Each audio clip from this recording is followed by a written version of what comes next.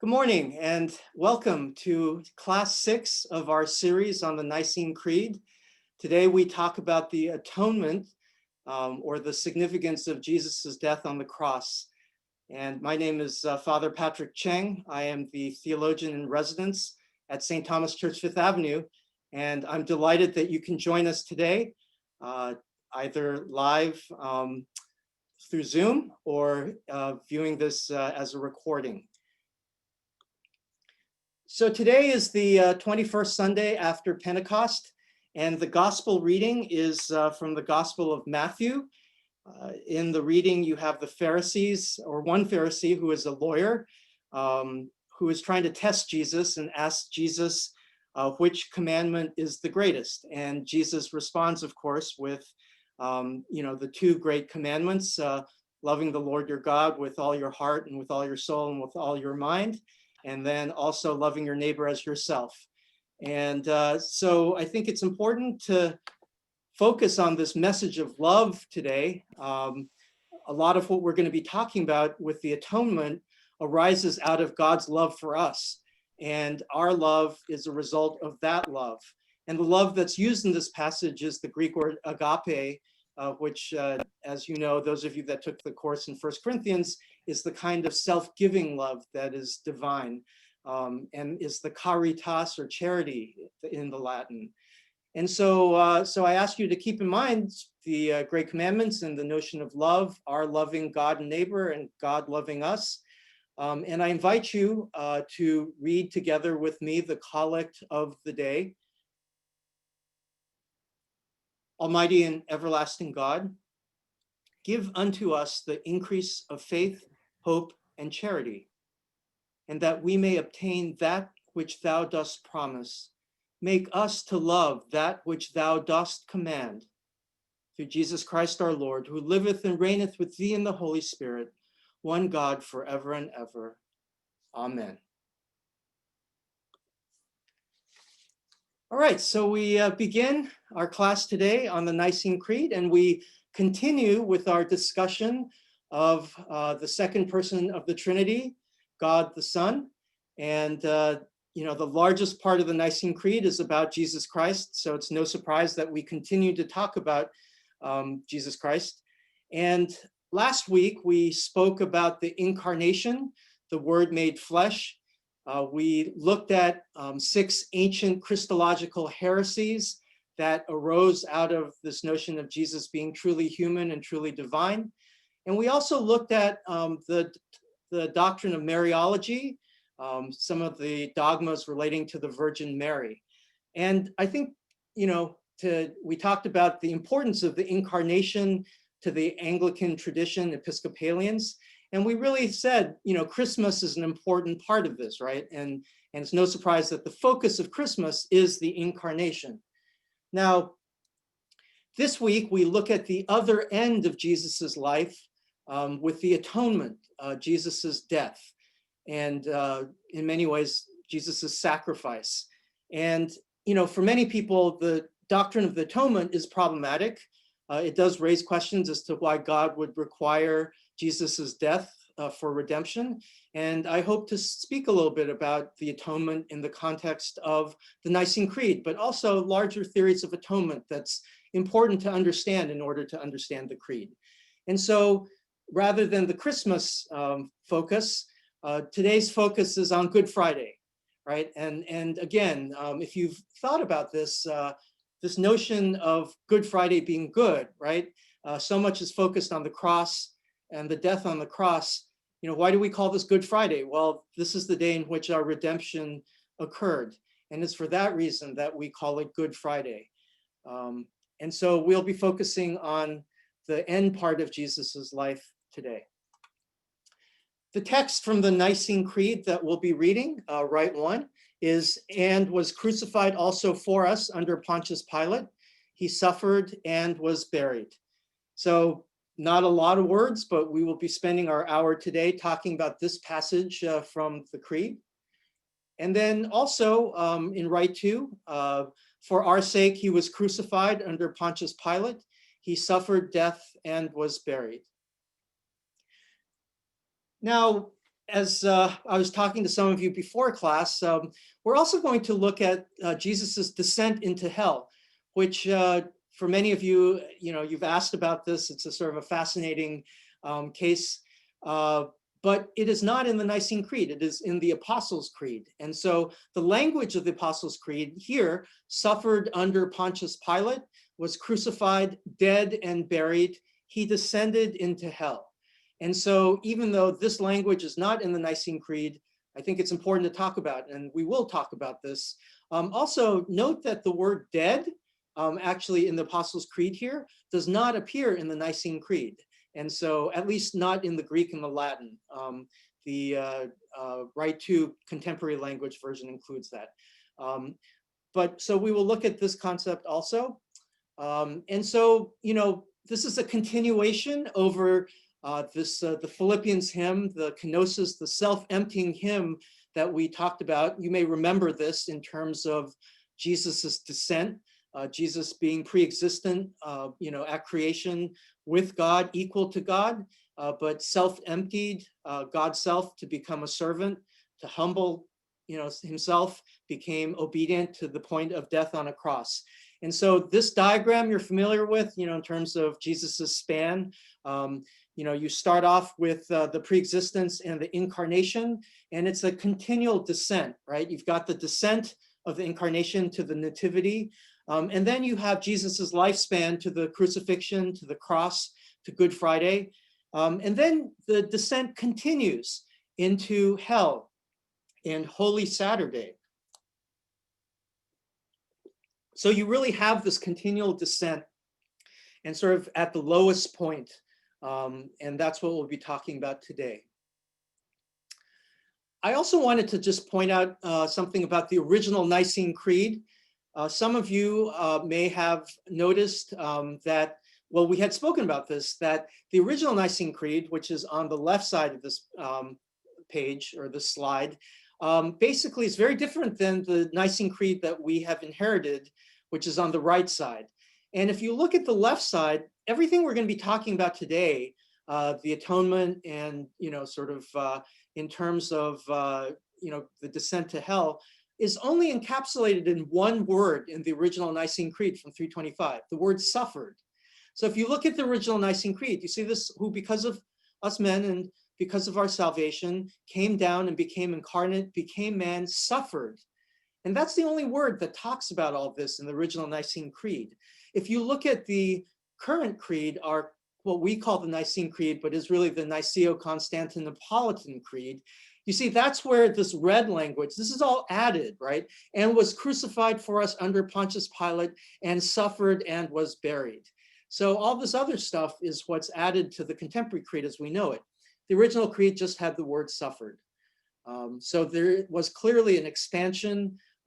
It was out there in the tradition, but this was added to the creed at the Council of Constantinople in 381.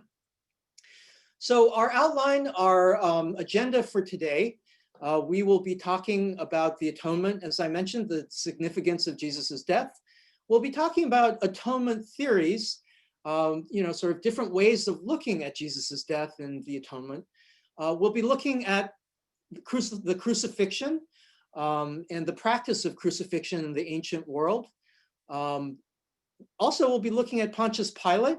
Many of you may just find it somewhat odd that in the middle of nowhere we sort of mentioned Pontius Pilate here. Why not Judas or some other individuals? But Pontius Pilate is mentioned here. And then we'll talk about the descent into hell from the Apostles' Creed and the harrowing of hell, as it's also called. And then after the lecture, we'll end the recording, and then I'll leave some time for questions. So that is the outline, the plan for today. So let's start with the atonement. And again, the atonement as the significance, theological reflection on the significance of Jesus's death, looking at the sacrifice, the ancient Israelite sacrifices of the lamb. And the Concise Oxford English Dictionary defines atonement as reparation for a wrong or injury. So when we atone for something, right, we try to make things right, right? It's kind of reparations. And in particular, in Christian theology, the atonement represents the reconciliation of God and mankind, through the death of Jesus Christ, right? So Jesus's death actually helps to reconcile God and mankind and humanity. And the atonement comes from the book of Leviticus, the Day of Atonement, which is Yom Kippur for our Jewish siblings.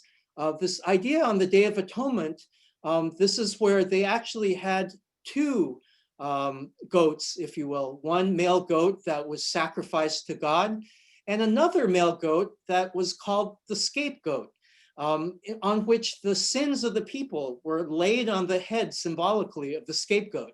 You see this image here with the priest putting the hand on the scapegoat. And the word scapegoat, is sort of, we talk about that, about someone for whom we blame things, right? It comes from this idea. And the word scapegoat actually comes from William Tyndale, who translated the Bible into English. And he originally called this goat the escape goat. Not the scapegoat, but the goat who escapes. And why? Because the scapegoat in Leviticus actually isn't sacrificed. The scapegoat is actually then led out into the wilderness. And so it is the goat that escapes, and that's why it's called the scapegoat. But as I mentioned, the Day of Atonement is still honored as Yom Kippur, and is a day to atone for one's sins with God, but also with neighbor. And so when we talk about the doctrine of atonement, we're really talking about the significance of Jesus Christ's death. And so also the word atonement comes from an interesting, it has an interesting 16th century etymology or derivation. If you look at the word atonement, it can also be read as at one meant. Okay, do you see that? At one meant? And so what it means is to bring together as one, right? We saw that earlier about sort of how Jesus reconciles God and humanity. The English words at one meant comes from the Latin ad unimentum, literally ad unimentum, to at one meant, which was meant to unify. And so this notion of bringing together, you've seen this diagram before, right? That Jesus Christ, the cross, is what brings together humanity on the left side and God on the right side. And that is what the atonement does, to bring together as one. And so for some of you, it might be helpful to think of Jesus as a mediator, right? So like whether it's sort of in a legal sense or in a marriage relationship sense, when you have mediation, bringing together two sides that are apart. That is what we're talking about today in terms of the atonement and the significance of that. And in the Creed, I think it's important to point out that there is the language for us, right? So the atonement isn't just some abstract bringing together of the two sides. It really is for us, for you and me, for all of humanity, right?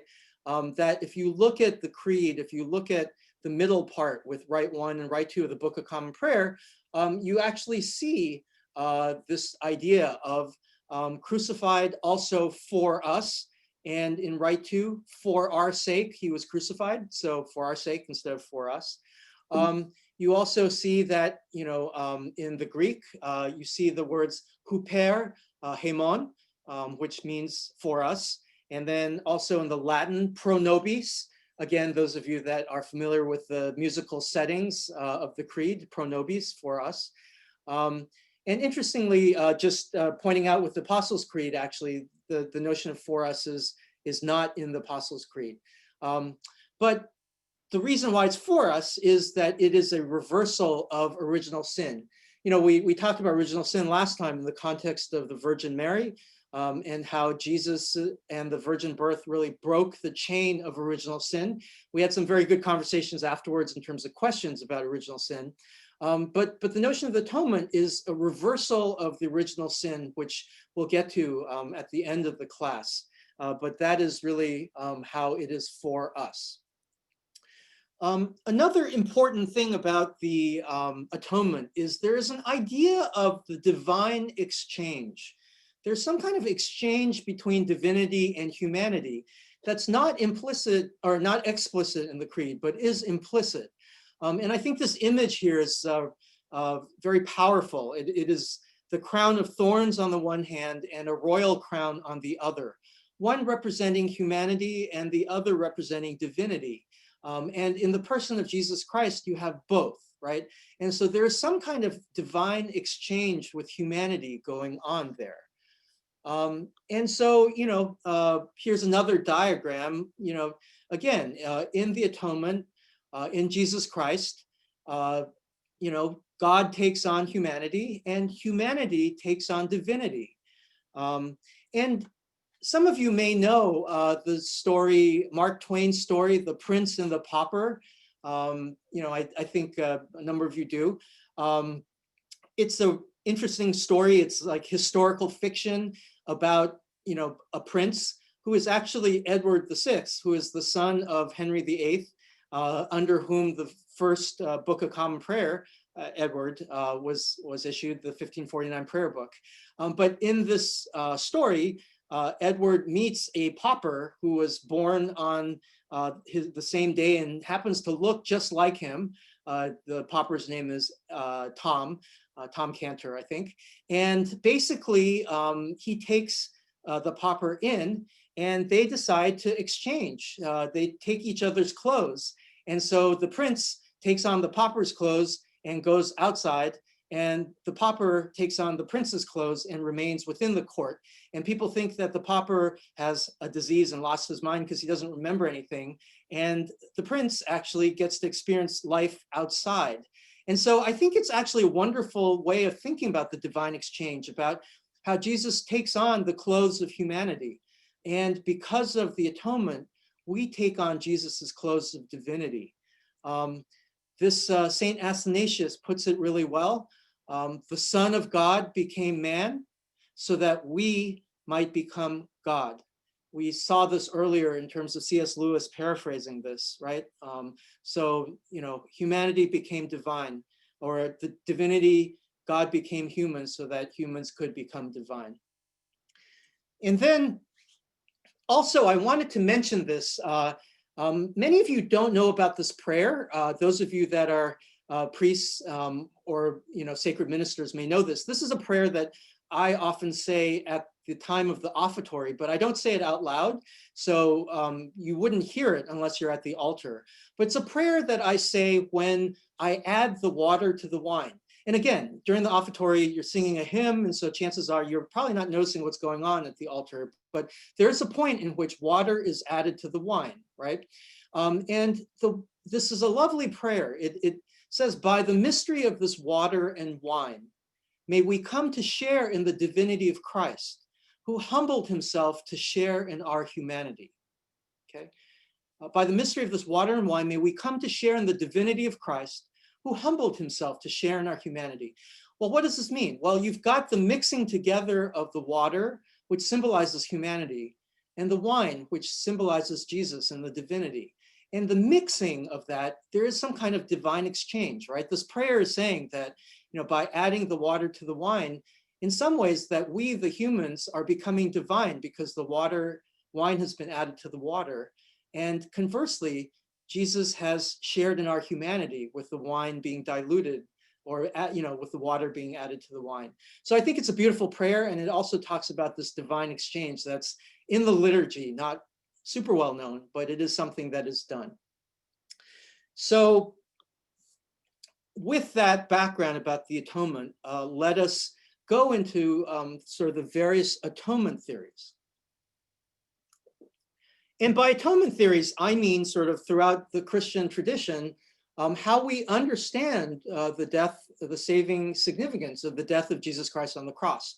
And one of the things that's really interesting about the atonement is that it's such a central part of our theologies. But throughout the Christian theological tradition, there's never been an official atonement theory. There have always been multiple atonement theories. So I think this is one way in which the Christian theological tradition has preserved multiplicity, right? It doesn't say, hey, you have to think about the atonement this singular way. There are actually multiple ways of thinking about the atonement. And so that's really great because, no one's telling you have to think about it a particular way. And so what I'd like to ask you to do is I'm going to go over 4 different atonement theories. And when you listen to this, I'd like for you to think about 2 things. One, which is an atonement theory that really speaks to you, okay? For some of you, you may be familiar with these atonement theories. For others of you, it might be a brand new thing. But regardless, if you listen to these atonement theories, the 4 of them, and think about which one really resonates with you. And then the other thing I'd like to ask you is think about the 4 atonement theories and think about the one that you don't resonate with, right? So like one that you find really strange or repulsive or whatever. And so one that really speaks to you and another that does not speak to you as much. And so I ask you to engage in that when I go through this. And then what I'll ask you is if you could just put that in the chat box when afterwards, just to share. Maybe you could put a plus by the ones that speaks to you and a minus about the one that doesn't. Again, because there's no official atonement theory, there's no right or wrong. But I think it'd be interesting to see what other various people think about that. And before we get to there, there's a comment in the comment box.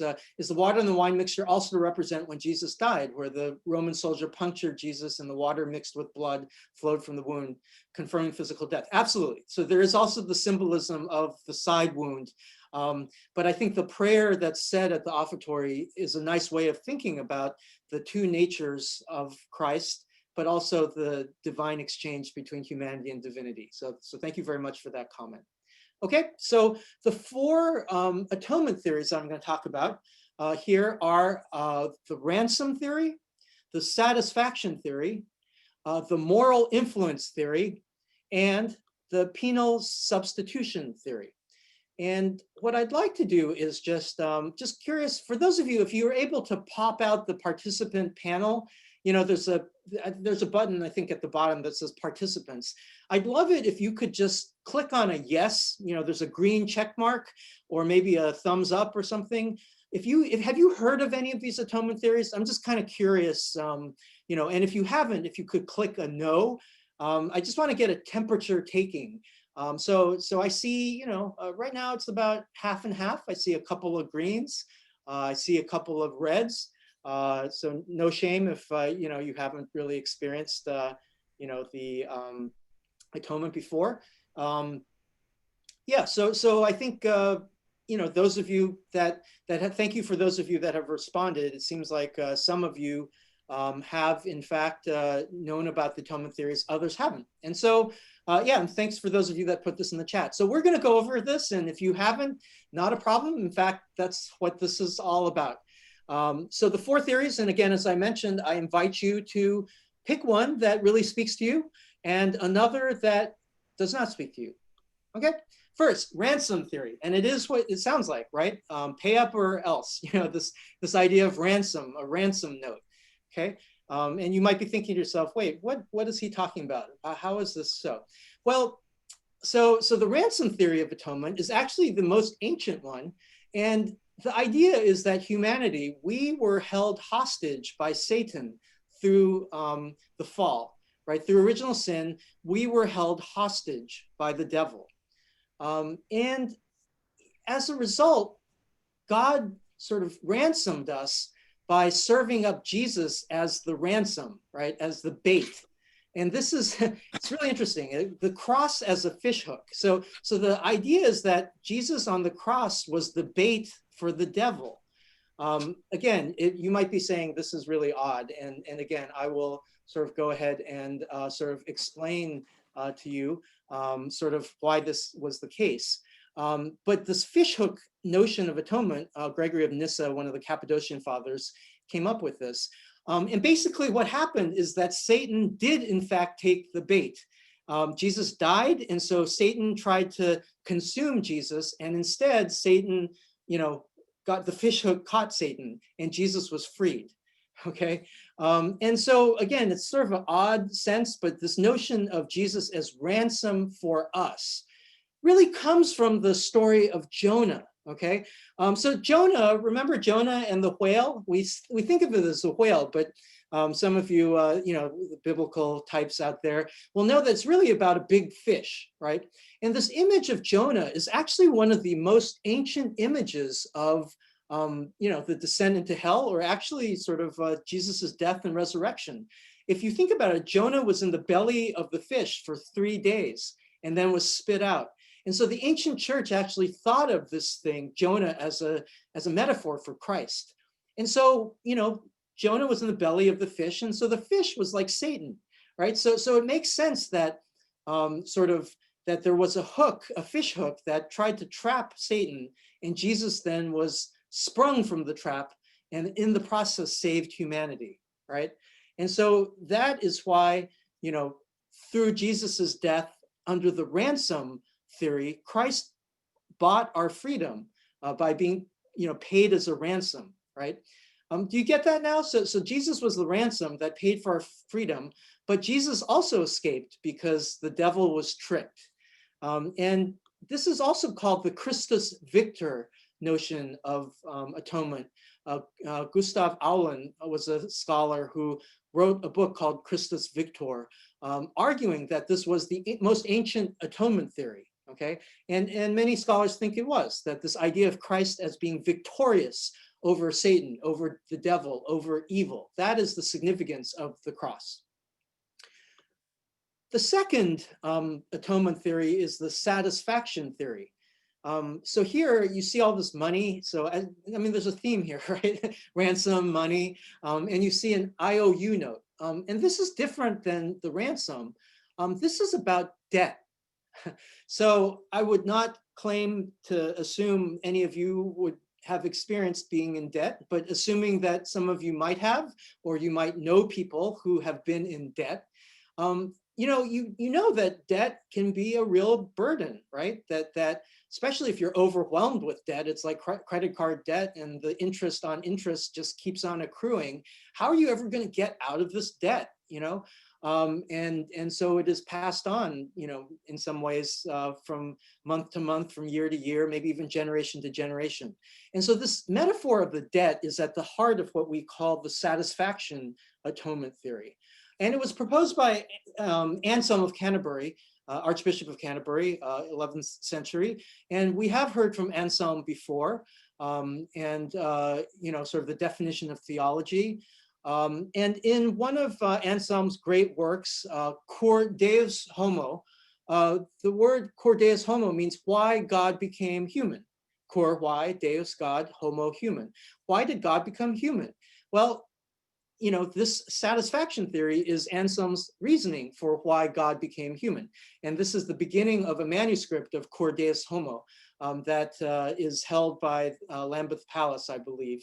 And so what he's trying to use is the metaphor of debt to explain the atonement and why God became human. So he was looking at feudalism. Those of you that may know the Middle Ages, right? That you had peasants and serfs that were working for lords, and lords were, sort of in effect working for the royalty, for the king.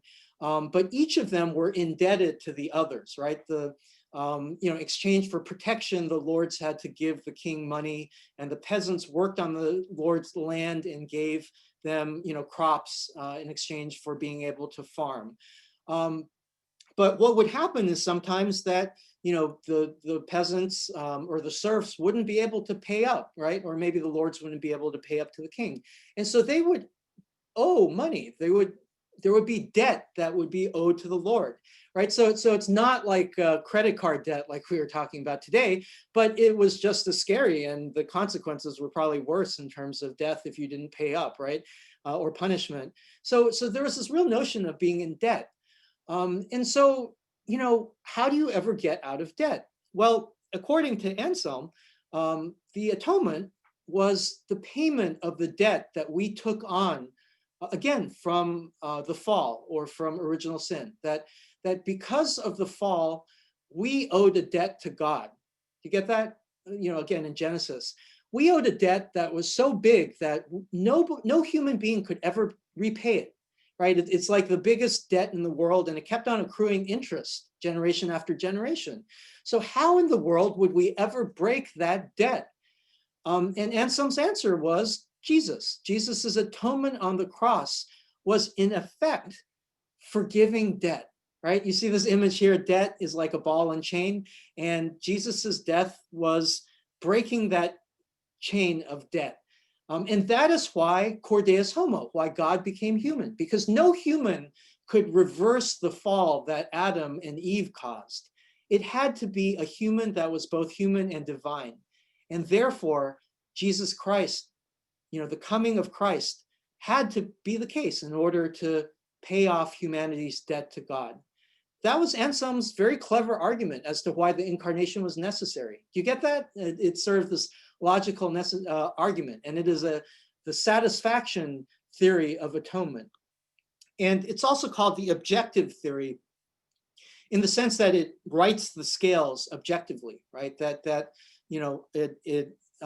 humanity's in debt to God, and Jesus's death rights the scales and makes things equal again. So you have the ransom theory and the satisfaction theory. And again, I remind you that, I invite you to think a little bit about how you're reacting to these theories. Which one sort of resonates with you, which one doesn't, all right? The third theory is called the moral influence theory. And it is about the cross as an act of love by God that changes our behavior, that allows us to repent by seeing this love.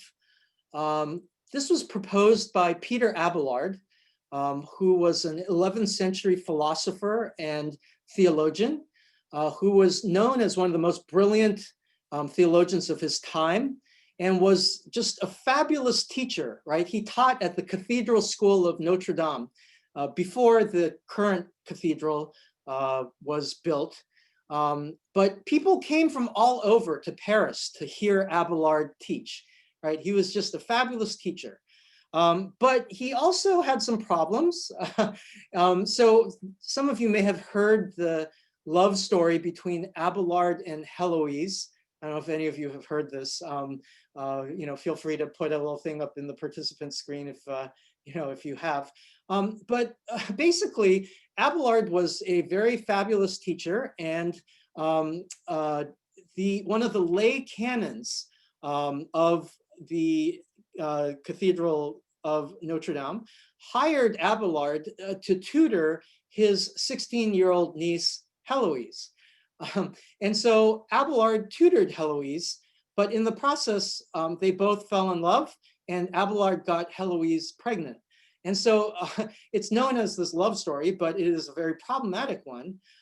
And so, the canon finds out about this. Abelard puts Heloise into sort of a convent to prevent people from knowing about this. She gives birth. And actually, the canon actually has Abelard castrated. So it's, believe it or not, this is a true story, right?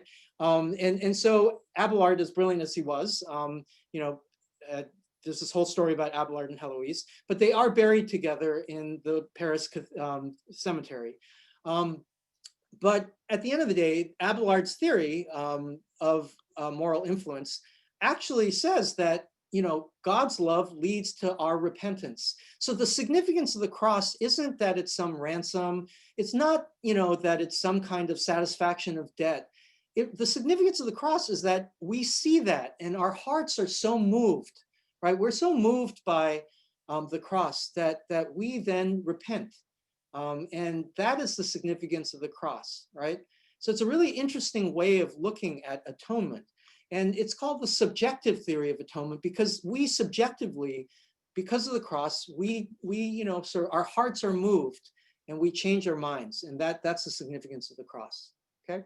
So that's the third theory. And then the fourth and final theory is the penal substitution theory, which is a Reformation theory of atonement. And I have here an electric chair because And this is started by John Calvin and even Martin Luther. This John Calvin writes about the punishment that Jesus takes on.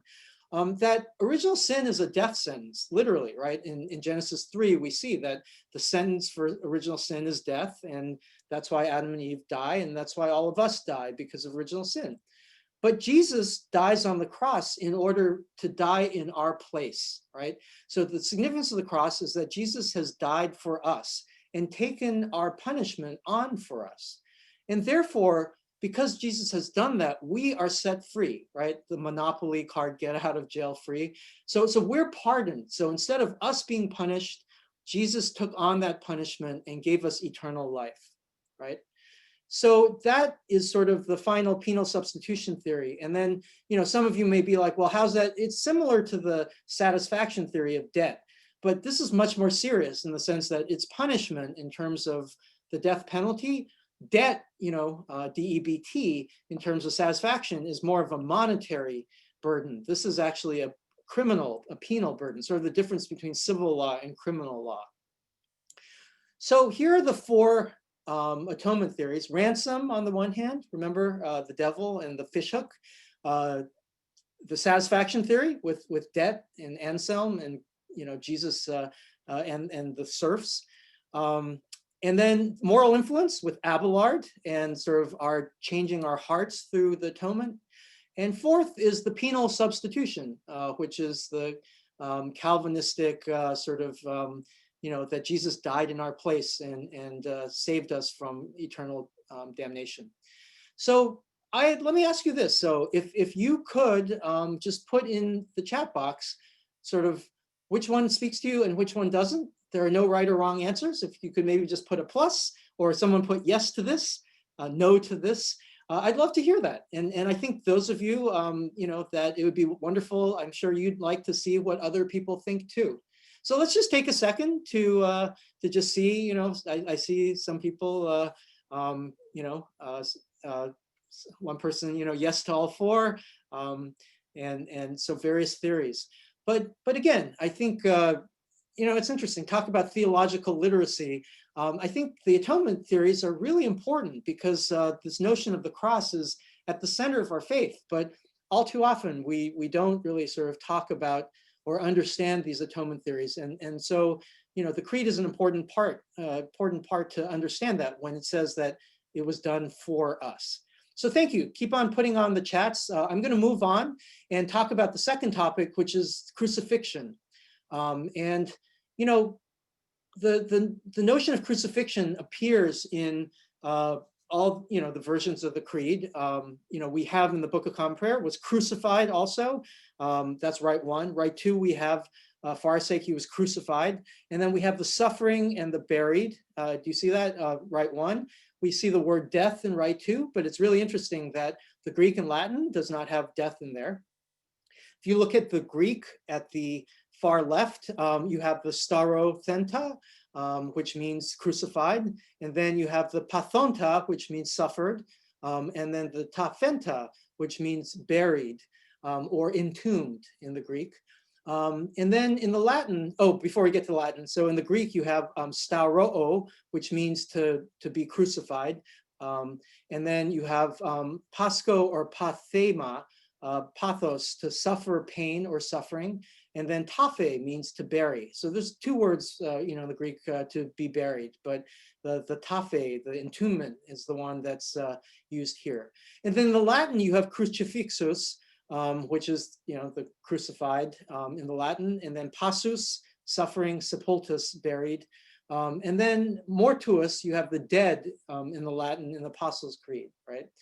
So again, in the Latin you have crucifigo, which means to crucify, patior or passus is to suffer, sepultus is to bury, to be buried, and then mortuus is to have died or to be dead.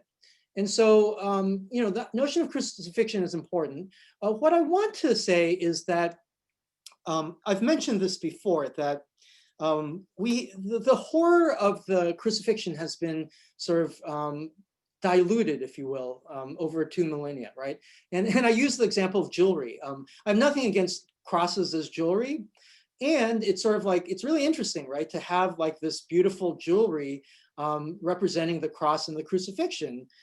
Because in some ways, and I've said this before, it's really like wearing a chain, with an electric chair on it, right? It is about state execution and the horrors of execution, and sort of taking that horror out of the cross is something that I want to try to sort of reinstill in terms of the crucifixion in this conversation. This is the parish church that I grew up in the San Francisco Bay Area, St. Dunstan's. Also, not only jewelry, but ecclesial, sort of church decorations. I grew up, sort of elementary school, junior high and high school, looking at this giant crucifix, right? Do you see this? Sort of this giant crucifix, life-sized Jesus crucified. But again, even though it was there in the church, I didn't really think about what the crucifixion means. And I just wanted to mention that this is one of the only sort of archaeological evidence on the right side of the crucifixion. It is actually a nail going through the ankle bone of someone who was crucified. And the model is on the left, that you see that the feet are actually at a side, and the nail is put through the ankle because that way it has to sustain the entire weight of the body, right? So think about the pain that happens there. And there are some diagrams of the pain of crucifixion. It's not put through the hand because it would tear through the hand, but it's put through the wrist. So not only is there blood, but it actually goes through your median nerve, right? So that's the hands. And then the feet again, it could be through the feet or the ankle. But really what is the most horrible thing about crucifixion, and I never thought about this, years and years of looking at the cross, all this stuff happens at the crucifixion. So if you look at this diagram here, the psychological distress of death, the joints are dislocated. The moment you put on the cross, your shoulders are dislocated because your hands are nailed. The nerves are shattered because of the nails. There's heart failure, right? The heart starts beating, the unstable heart, the chest muscle tears. There's no broken bones, but there are muscle cramps, and the body weight is on the pierced feet, and of course, blood loss. But the really significant thing is the lack of oxygen. So many of you may not know this or think about this, but crucifixion is basically death by suffocation. It is a very slow form of suffocating to death. Jesus was on the cross for 3 hours, but basically some people could be on the cross for a day, and you basically slowly suffocated. Why? Because the moment that you're put on the cross, you can't breathe anymore. It prevents your lungs from breathing. And so in order to breathe, you have to basically move your entire body up and down to breathe. So it's just a horrible death. Roman citizens, this was reserved for slaves and non-citizens because it was so horrible, right? And so to think of, again, we think of the descent, right? God Almighty, the Word eternal, that was at creation, not only becoming human, but suffering death on a cross, the worst death that you could think of, that frightened people thinking about crucifixion and just sort of the evil of the Roman Empire in doing this. That's the kind of death that Jesus suffered, right? And this notion of being suffocated, I really realized sort of the two pandemics that we're in now, the COVID pandemic, right? And also sort of the George Floyd, I can't breathe, in terms of the knee on the neck. So much about our current pandemics is the inability to breathe. And so the crucifixion is really about Jesus's inability to breathe, to suffocate to death. And James Cone, my doctoral advisor, wrote this book on the cross and the lynching tree about equating lynching with, sort of the cross, the tree of the lynching tree with the cross. And it's interesting too, right? That hanging someone with a noose, if you hang them in sort of a regular way, it breaks the spinal cord. But if you lift someone up in a lynching, it's basically a gradual suffocation, right? In the same way as the cross.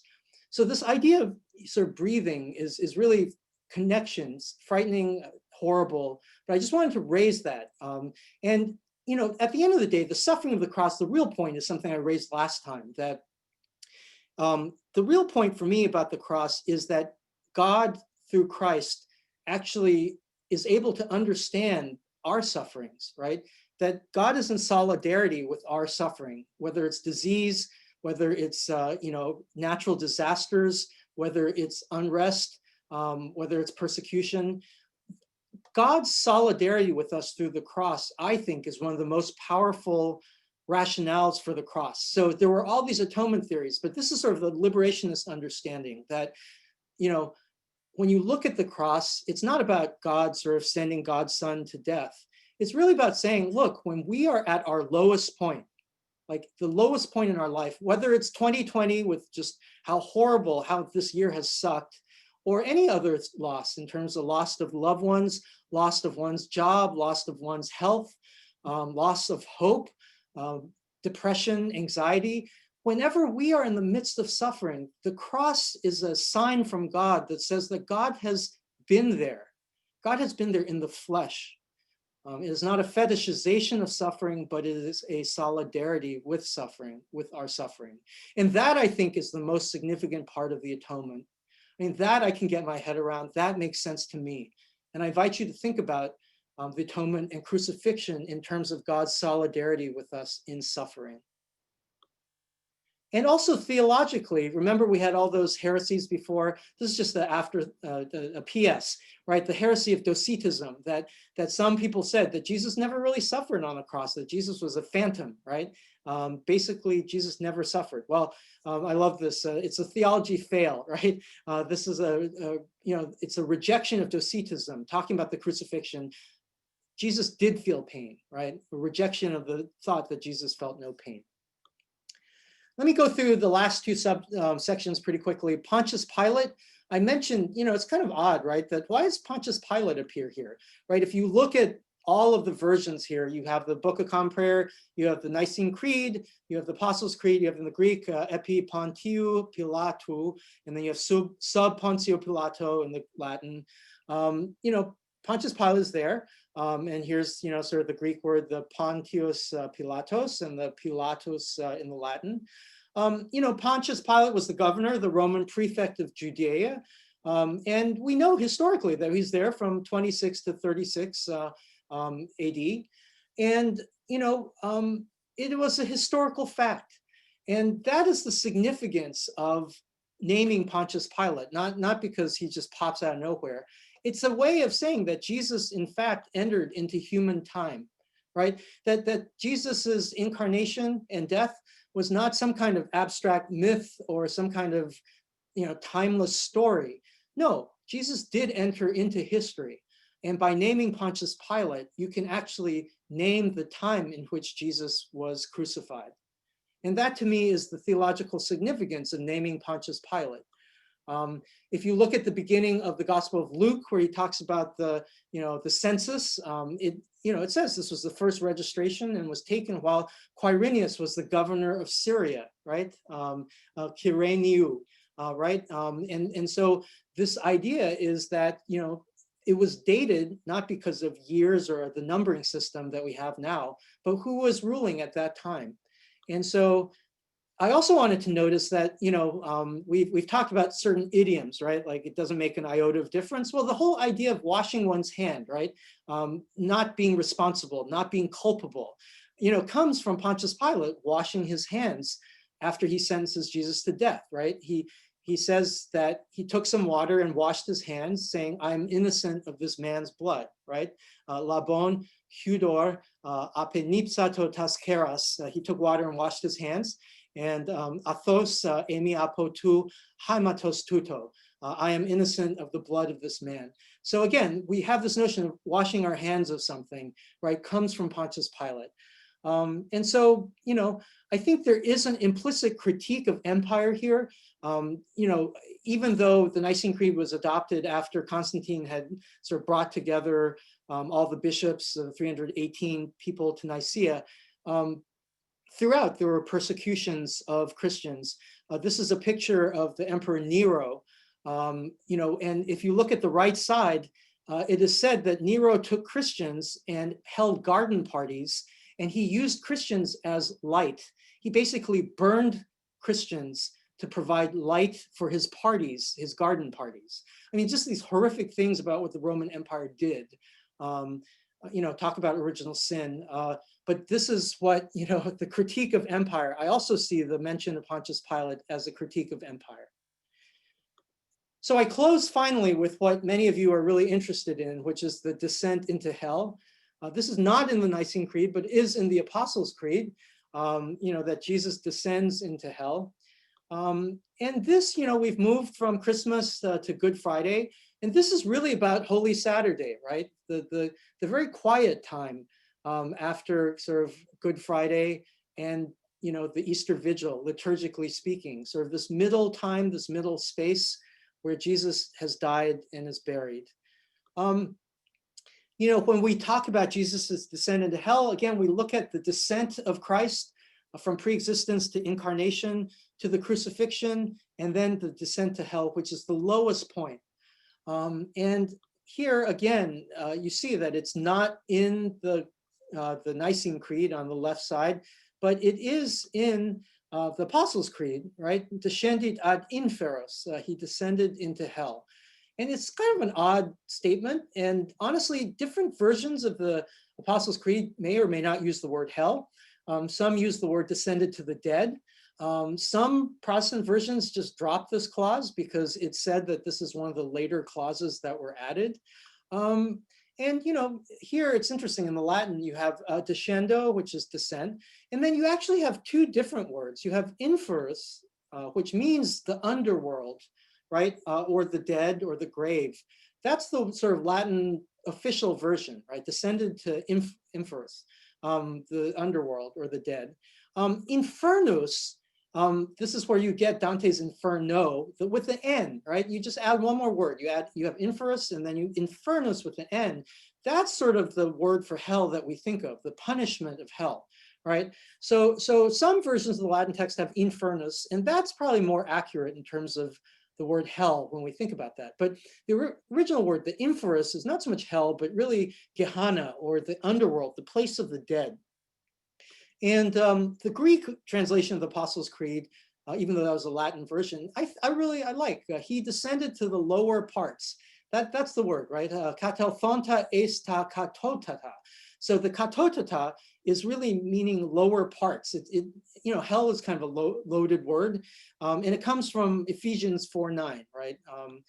Where Christ descended to the lower regions of the earth. Sort of this odd parenthetical that Paul writes about, or the writer of the Ephesians, letter to the Ephesians. It's also called the harrowing of hell, which is sort of Middle English. Harrowing means destruction. So there really is a notion that Jesus, between the crucifixion and Easter Sunday, goes down, and you see in these icons that Jesus is stepping on the doors of hell that he has destroyed.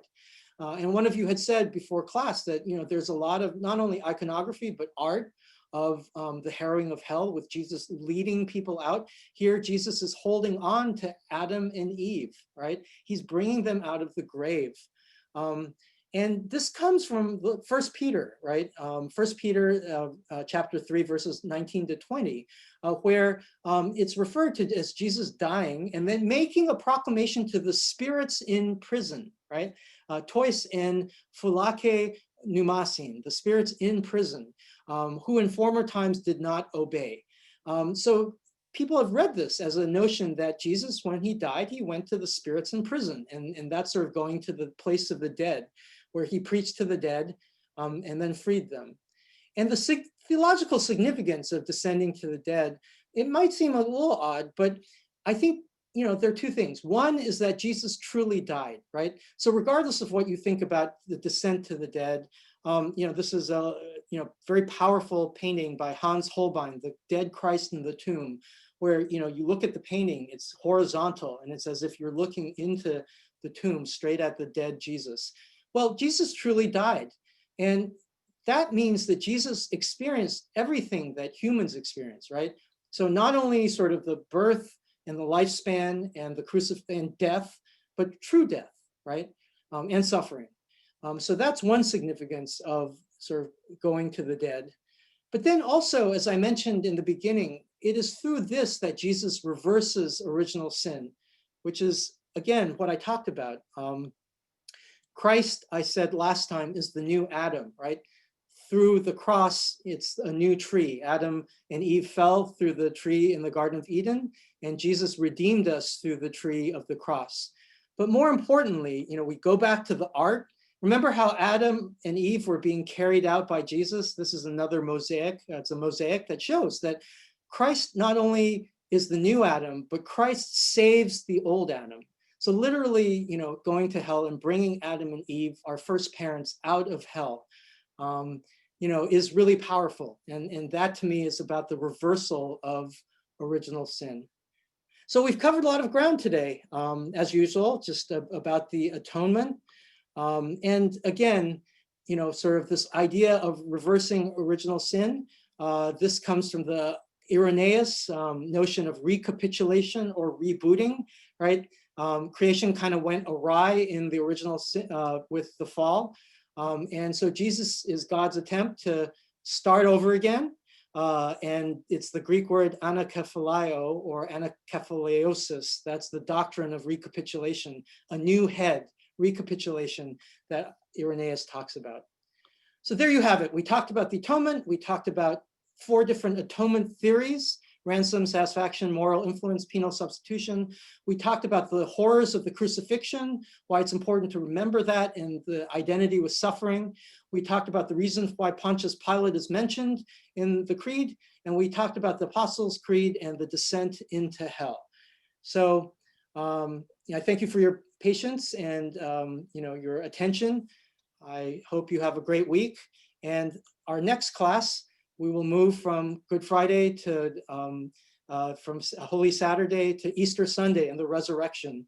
We will talk about the resurrection passages of the Nicene Creed. Have a great week, and I will see you next time.